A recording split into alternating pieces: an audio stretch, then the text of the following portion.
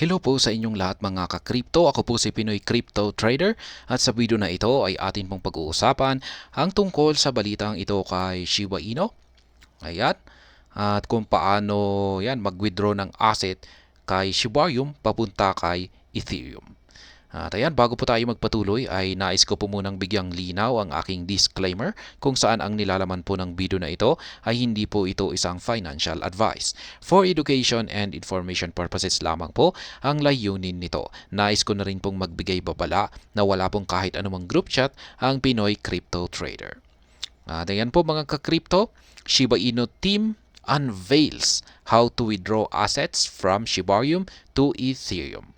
Ayan, pwede na po pala nating i-withdraw ang ating mga assets. Yan, mula dito kay Shibarium papunta kay Ethereum. Kasi meron po itong bridge. Yan, network bridge na nagkokonekta sa dalawang network na ito. Following the public relaunch of Shibarium, the Layer 2 network has continued to garner widespread attention. Amid the surge in adoption, some investors might be interested in knowing how to withdraw their assets back to Ethereum. Ayan po mga ka-crypto, kung isa ka po sa mga investors na gustong malaman na kung paano mag-withdraw ng iyong mga assets dito kay Shibarium pabalik yan kay Ethereum, ay ito po ang siyang ating pag-uusapan sa video na ito ngayon. This could be for various reasons. One such reason could be a need to access other decentralized applications or exchanges incompatible with Shibarium. Ang bawat investor ay meron po kasi silang iba't ibang mga dahilan kung bakit kailangan nilang i-withdraw ang kanilang mga asset dito kay Shibarium pabalik ng Ethereum. At ang isa po sa mga nakikita nilang dahilan rito ay yung access sa ibang mga decentralized applications or yung mga incompatible na mga exchanges dito kay Shibarium. To this end, Lucy, a prominent Shiba Inu community figure and marketing specialist, recently shared a step-by-step guide on how investors could do this, enshrined in a video. Ayan po, sabi dito ay meron daw pong isang ginawang tutorial si Lucy. Siya po ang marketing specialist ng Shiba Inu. Ayan, yan na nga, sabi rito ay gumawa siya ng isang tutorial na video kung paano mag-withdraw kay Shibarium pabalik kay Ethereum. Step by step guide po ito. Kaya ibig sabihin ay napakalinaw at napakadaling masundan. At ayan, nandito po yung kanyang post. Yan, number 1, have it. Number 2, patience is key. Ayan, panoorin na lamang po natin yung kanyang ginawang video dito. Pero ayan, bisitahin na lamang po ninyo yung kanyang post dito para sa kaninyo panoorin. Kasi kung pag ipi-play ko po ito ay baka maka-copyrights po tayo. According to her, investors looking to withdraw to Ethereum must ensure they have enough ETH to cover the gas fees. Gas fees can vary depending on the network congestion and demand. Ayan na nga. Ito yung sinabing pinakaunang step ni Lucy. Kailangan daw po natin ng ETH. Yan. Kasi yung bawat transaction dito kay Ethereum ay nangangailangan po ito ng gas fee. At yung gas fee na ginagamit dito ay ETH na rin po. Yan. At yung depende po, yung fee nito ay nakadepende po sa network congestion nito at saka yung demand. Yan, alam naman po natin na pagdating sa gas fee ng Ethereum ay napakataas po nito. Ayan, at hindi pa sila nakakagawa ng magandang solusyon rito. Kaya yan po ang hindi maganda kay Ethereum.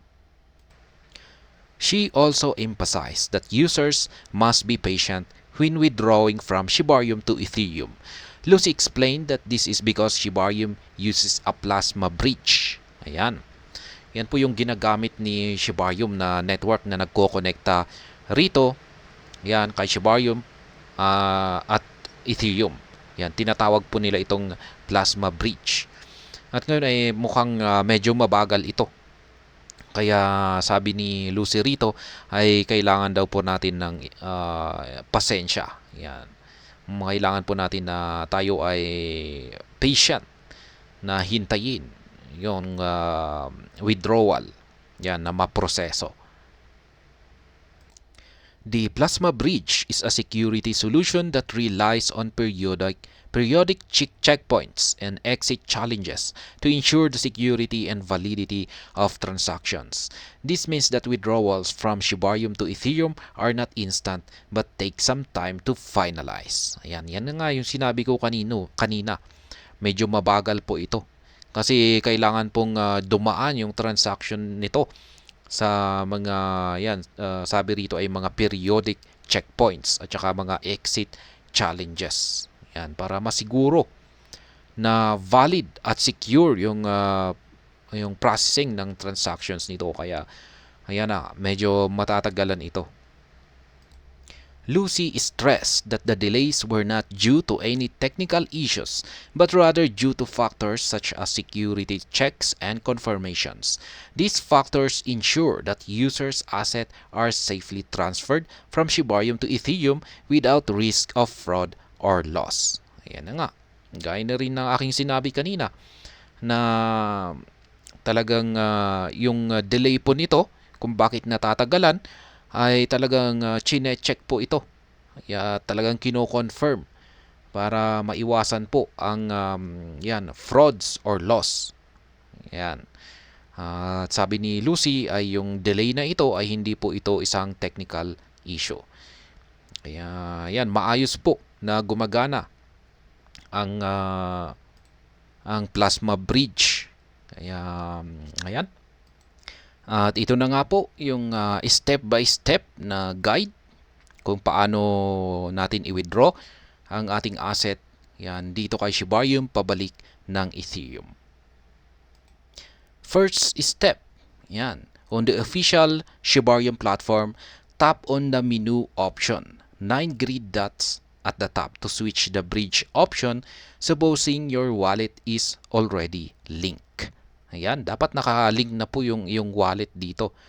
Ayan, at ang gagawin natin ay itap po natin yung menu option. Ayan, para i-switch po natin yung, palitan po natin yung kanyang bridge option.